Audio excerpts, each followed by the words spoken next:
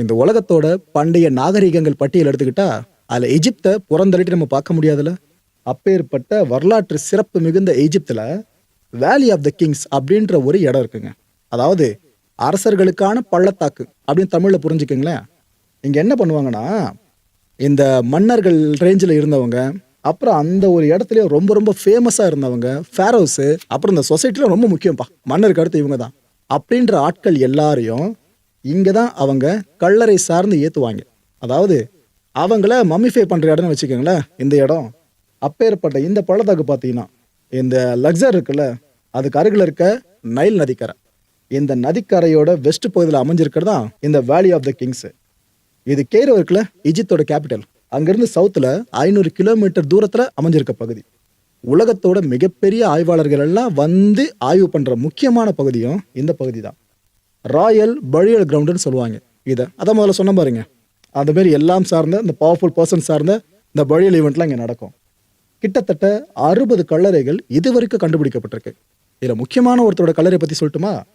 டுட்டன்காமன், அவரோட கல்லறையும் இங்கேருந்தா கண்டெடுக்கப்பட்டுச்சு. இந்த பகுதியை பற்றி ஸ்பெசிஃபை பண்ணி சொல்லணும் அப்படின்னா, இந்த பகுதியில் வரையப்பட்டிருக்க இந்த வால் பெயிண்டிங்ஸ் இருக்குல்ல, இவ்வளோ ஆண்டுகள் கழிச்சும் அதை பார்த்து ரசிக்க முடியுதுங்க, உலக புகழ் பெற்றது.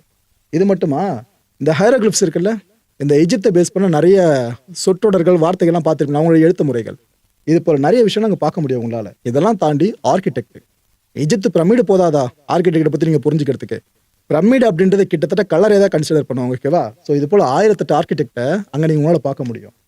2024 25வது வருஷம் வரைக்கும் ஒரு ஆய்வு இங்கே நடக்குது. இந்த டீமை லீட் பண்ணி கொண்டு போனது 2 முக்கியமான ஆய்வாளர்கள். அவங்க என்ன பண்ணுறாங்க, இந்த கல்லறைகள் இருக்குல்ல, இந்த சின்ன சின்ன பிரமிட்ஸ்லாம், அதோட நுழைவு வாயில்களில் என்னென்ன தடங்கள் இருக்குன்னு ஃபுல்லாக ஆய்வு பண்ணியிருக்காங்க.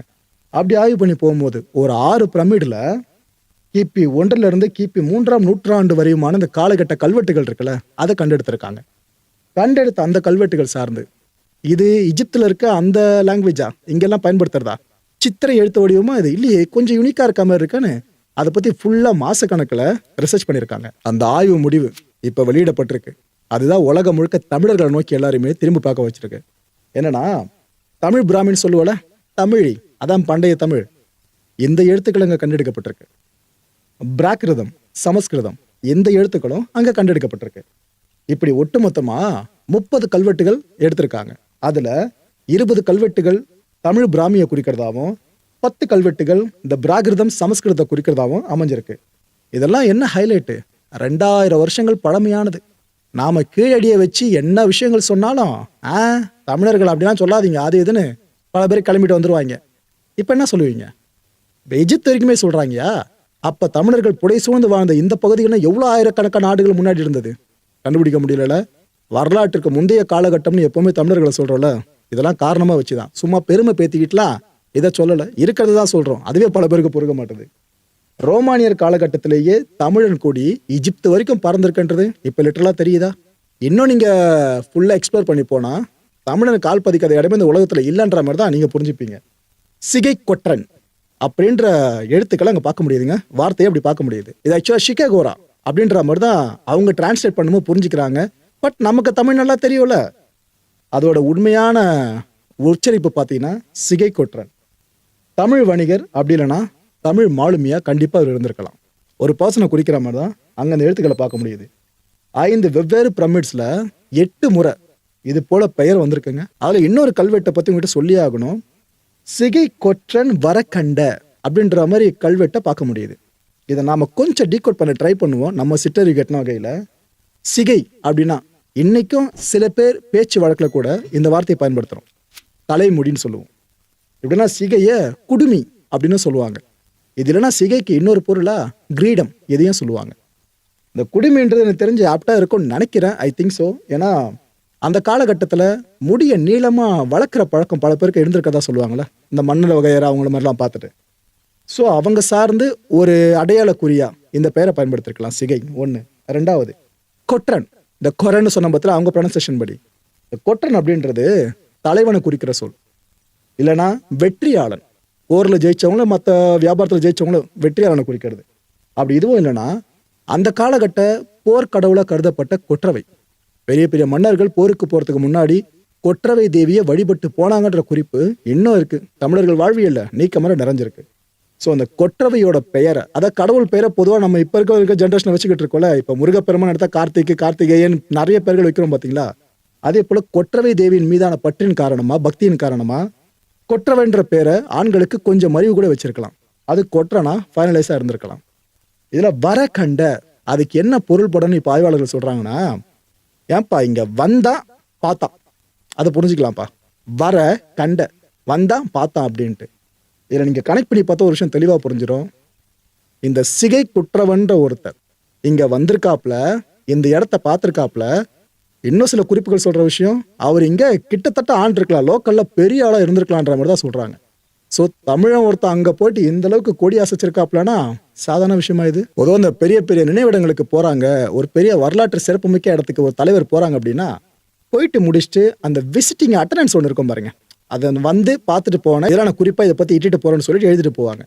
இந்த பழக்கம்லாம் அங்கேருந்தான் வந்துச்சுன்னு நினைக்கிறேங்க. இப்போ நம்ம ஃபாலோ பண்ணிட்டு இருக்கிறது இந்த நிகழ்வு கூட அதோட கனெக்ட் பண்ணி சொல்ல முடியும். ஓகே, இதே ஈஜிப்தில் கிடைக்கப்பட்ட இந்த கல்வெட்டுகளில் கோபன், சாத்தன், கீரன் இது போல வார்த்தைகள்லாம் இருக்குது, பெயர்கள்லாம் இதே கல்வெட்டுகளில்.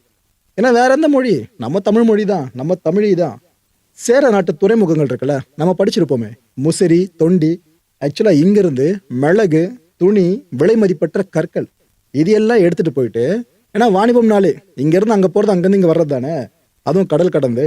எஜிப்தோட பேனிக்கு துறைமுகம் இருக்குல்ல, அது வரைக்கும் தமிழர்கள் போயிட்டு வணிகர்களாக இருந்திருக்காங்க, வாணிபம் செஞ்சிருக்காங்கன்றது தான் இந்த கல்வெட்டுகள் தெளிவாக உணர்த்துது. எஜிப்தில் இப்போ ஆய்வு பண்ணவங்கள விடுங்க, இதுக்கு முன்னாடி ஆய்வு பண்ண சில பேரும் இப்போ இந்த எழுத்துக்களை கனெக்ட் பண்ணி சில விஷயங்களை சொல்ல ஆரம்பிச்சிட்டாங்க. என்னன்னா, ஏங்க பல வருஷமாவே இங்கே பல நாடுகளை சேர்ந்தவங்க வந்து ஆய்வு பண்ணுறாங்க, போகிறாங்க. ஆனால் தமிழை பற்றி இங்கே யாருமே பெருசாக கண்டுக்காமல் இருந்திருக்காங்க, அது என்னன்னு தெரியலன்ட்டு அவங்க சொல்கிறாங்க. நம்ம இல்லை மக்களே, வெளியிலேருந்து ஆய்வாளர்கள் வந்து பார்த்துட்டு இப்போ அந்த எழுத்துக்களை ஃபுல்லாக கனெக்ட் பண்ணி அவங்க சொல்ல ஆரம்பிச்சிருக்காங்க. இது இப்போ தெரிய வந்திருக்குல்ல, அட்லீஸ்ட் இப்போயாச்சும் இது சிறப்புங்க அந்த மொழிக்கு அப்படின்றாங்க. அப்படின்னு என்ன ப்ரோ, இந்தியாவிலேருந்து எடுத்துக்கிட்டிங்கன்னா தமிழர்கள் மட்டும்தான் அங்கே போயிட்டு வணிகம் பண்ணியிருக்காங்கன்னு கேட்டிங்கன்னா, நாம் இதை கொஞ்சம் பரந்த மனப்பான்மையாக பார்ப்போமே. எதுக்காக தமிழர்கள் மட்டும்ன்ற மாதிரி நம்ம அழுத்தி சொல்லணும்?